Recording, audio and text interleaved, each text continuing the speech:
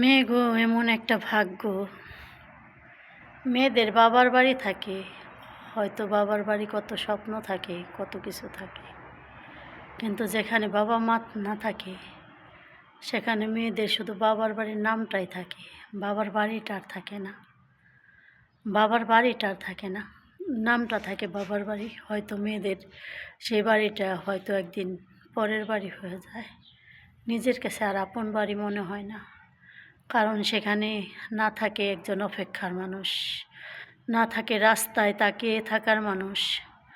বাবা মা না থাকলে একটা মেয়ের লেগে কেউ থাকে না। বাবা মা যদি থাকে তাহলে মেয়েদের জন্য অপেক্ষা থাকে, যে আজকে আমার মেয়েটা আসবে, বা কিরে আইলি না কে, অপেক্ষার মানুষ থাকে। আগে হয়তো মনে থাকতো কি আজকে আমার বাবার বাড়ি যাম, যদি মা শুনতো যে যাম, হয়তো পছন্দের কোনো খাবার বা পছন্দের কোনো জিনিস রাইখা দিত, যে আমার মেয়ে আসবো, মেয়ে নাতি নাতকুর আসবে, তারা খাইব। আর এখন পছন্দের জিনিসও কেউ রাখে না, আর কেউ রাস্তার পিলি চায়াও থাকে না কোন সময় আইব, কবে আইব।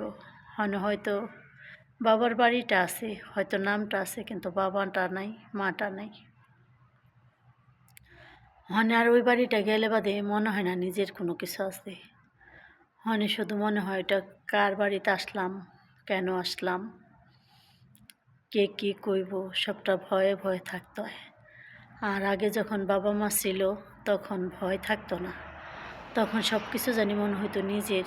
বাবার বাড়িটা এটা নিজের বাড়ি, মাটা নিজের, বাবাটা নিজের, যা কিছুই থাকতো সবই নিজের মনে হইতো।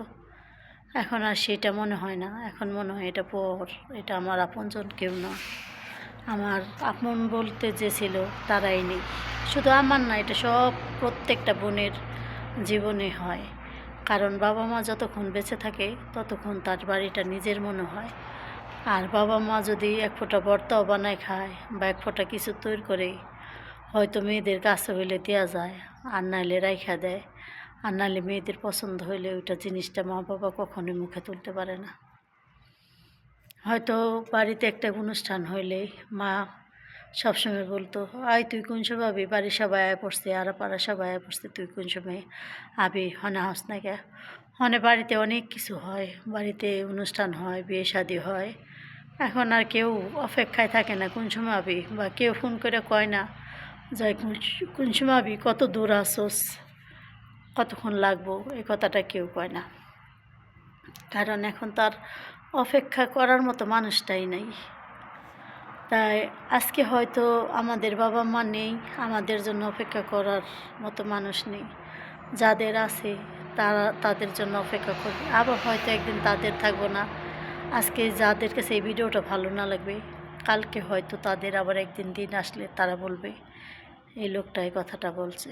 দেখেন, আপনারা কষ্ট করে এই ভিডিওটা দেখেন, হয়তো লাইক কমেন্ট শেয়ার করলে হয়তো একটা প্রবাসী বোন 5 তলা বিল্ডিং দিতে পারবে না, বা 10 পাখি জায়গাও কিনতে পারবে না, হয়তো কি একটু আপনাদের উৎসাহ ভালোবাসায় একটু এগিয়ে যেতে পারবো। তো একটা লাইক কমেন্ট শেয়ার সাবস্ক্রাইব করবেন নতুন হলে। তো এতটুকুই আপনাদের বললাম। আর কারণ দেখেন, একটা প্রবাসী বোন অনেক স্বপ্ন নিয়ে প্রবাসের মাটিতে আসে, কিন্তু স্বপ্নই থেকে যায়, স্বপ্ন কখনো সত্যি হয় না বা বাস্তবতা হয় না। আজকে শুয়ে থাকা দেখা যায়, ঘুম আসলে দেখা যায় যে লাখ টাকার উপরে শুয়ে রয়েছি, বা আমার বড় একটা 5 তলা ফ্ল্যাট হয়েছে, কিন্তু ঘুম ভাঙলে দেখবেন কি আপনি যে জায়গায় ছিঁড়ে খাতায় শুয়ে আছেন সে জায়গায় রয়েছেন। তো স্বপ্ন দেখা যায়, কিন্তু স্বপ্ন বাস্তবতা হয় না। তা আজকে ভাগ্য দোষে প্রবাসের মাটিতে আইছি। হয়তো যদি বাবা মা থাকতো তাহলে এই প্রবাসের মাটিতে আসতে হইতো না, কারণ তারা কইতো দিন বাদে একক তো খাও, তো দেশের মাটিতে ছেলে সন্তান নিয়ে থাকো। কিন্তু ভাগ্যকর্মে বাবা মা নেই, বা নিজের পাশ বেছে কেউ নাই, কেউ বলার মতো মানুষ নাই, যায়ও না, তাই আসতে হয়েছে, আসছি তো করতেছি। তবে আপনাদের দোয়া নিয়ে আলহামদুলিল্লাহ ভালোই আছি, তবে একটু পাশে থাকবেন। আল্লাহ হাফেজ, আসসালামু আলাইকুম।